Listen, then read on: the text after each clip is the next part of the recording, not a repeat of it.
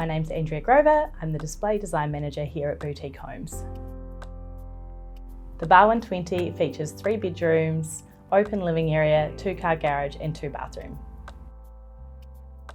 When we were designing the Barwon 20, one of the features that we wanted to make the most of was the open plan living area opening onto the large balcony. This is not your typical home where the living area is on the ground floor. By having it on the first floor, this really allows us to utilise the balcony and to get lots of light into the large living space. As we come up the stairs, we've got a large master bedroom with walk-in robe and ensuite. Then we turn the corner into this large open plan living area with kitchen, dining and living with adjacent study nook, which opens onto a really large, generous balcony. The Barwon 20 is designed with young couples in mind. It's also suited to young families with ample either guest space or kids' bedrooms downstairs.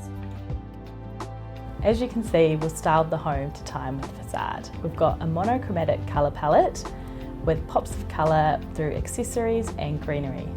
The Barwon 20 with the Bayview facade is a really great point of difference in the townhome offering. It's striking and we've thought of everything you need for your first home.